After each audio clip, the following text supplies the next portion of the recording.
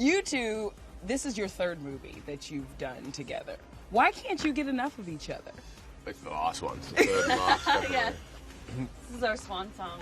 It does seem duo. that way, though. It's like, okay, here we go, Tess and Chris once again. Let's make some magic. Well, it's sort of, I've been talking about this the last couple of days and all the junkets and so on, and just what a benefit it's been being able to have come from that experience and not spend 50% of the movie getting to know one another, just picking up where you left off, hit the ground running and using the sort of chemistry we've had from those films. And anytime it felt familiar to Thor and Valkyrie, we'd be like, it's a bit similar, let's go in a different direction. And so it's been great. Hopefully she'll have me around again. Yeah, I need to complete my Hemsworth trifecta because I work with his brother Luke on Westworld, so I just need Liam, and then come on, Liam, and then I don't know what happens. Yeah. Then I'm just he's ready and willing and able. What is it that you love most about each other? It's the awkward one. Go ahead, you go first. Just think you're the greatest actor of all time. I think She's the kindest human being, the biggest heart, the most beautiful actress on the screen. And my wife as well. But she's not here. So she takes the place today. I got it. Listen, I would take that compliment, baby. Put it in my pocket. It's in my pocket. You know what I'm saying? I'm speechless, actually. I don't know. And she gives me like $150 every time I say that. Yeah, so and I pay him. There you go. What do I like about I mean, it's easier. I like everything, pretty much about Chris Hemsworth. That's not an answer. That's not an answer. It's yours. I like how you just break the rules. That was his wife saying, "I heard you." Yeah, right. Beg your pardon? No, I mean, just as an actor, it's so awkward to do this in front of the person. Do you like, do it later? Because I'm feeling uncomfortable. you feel uncomfortable? Should I? No, but you did it. You did it for me, so now I have to do it for you. I can't leave it. Oh, that's so sweet of you. Next, what else? He's incredibly gifted. Yes. At comedy and actually at everything, but I think I've learned so much just working in his company because I was saying this the other day. Lucille Ball famously said, "I'm not funny, what I am is brave." And I think what she meant is the bravery to sort of make a fool out of yourself, because in that you can always find just genius. And the truth is, I think as humans, we're all afraid of making a fool out of ourselves. So when one person does it, it sets us free. Yeah. And I think that's something that Chris does in spades. And when he comes onto a set, he knows everybody's name. He makes everybody happy just by being there, and that's really something that is like very, very rare. See? Okay, I got a character description of Agent H that I wanted to read to you. And it says, Agent H is one of the most admired agents in the MIB London office. I'm wondering, did you write your own bio? Tessa did. He is, to a degree, I think he rubs a few people the wrong way. He has a sort of roguish quality to him and sort of, has his own set of rules, a little anti-establishment at times, but he gets the job done and has saved the universe on a number of occasions. So, but he's also very aware of it. He carries around that accomplishment, and so there's a fair amount of sort of cockiness and swagger that he has, which needs to be kept in check. Let me read your bio. It says, Pawnee is a pint-sized alien with an oversized personality who lives on a chess set. I love it. What is it like getting to be a pint-sized alien? Wow. I mean, it was really fun to do this part because I'm trying to think of the answers I've memorized.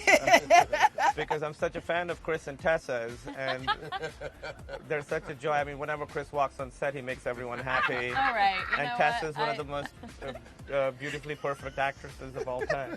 Does that answer the question? Working actresses. In this era right now, Tessa's among the some of the best. He said any era. I don't think it was just confined to now. I guess that answers the oversized personality part. Well, what I like about him is that he's so small that you can do a lot of experimentation and try a lot of different things, because it's CG, they can adjust it. So I sort of try to do something slightly different each take. Did you even get to see them? Yeah, I was on set with them. Okay, Yeah. you were there. And when Chris walks on set, he makes everyone happy. And Kumail's actually the most beautiful actor I've ever watched. And the most charming, most talented. Apart from your wife.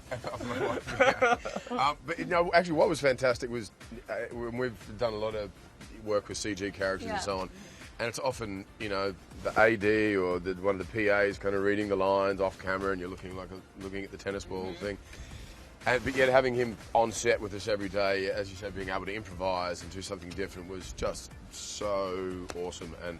And some of my favourite sequences, the sort of the banter between the three of those characters, and none of that would have happened that way or been that successful without actually having him there. Chris, we were just recently with Tiffany Haddish, and she said she was really excited to team up with you for the movie that you guys are doing, but mainly she just wanted to see you without your shirt on. So how excited are you to partner with her? I was pitching the movie to her, and she goes, okay, let's go pitch it. And I said, look, I'm like you. I've been auditioning and I'm an actor. I've never pitched anyone a thing. I'm not, never been a producer or a director or anything before.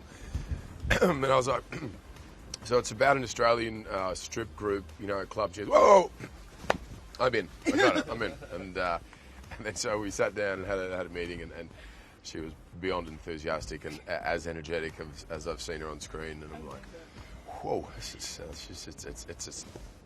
Tiffany. She's ready. This non-stop entertainment. Fantastic. She's going to objectify you a lot, which I find very exciting. Yeah, but she will continue to.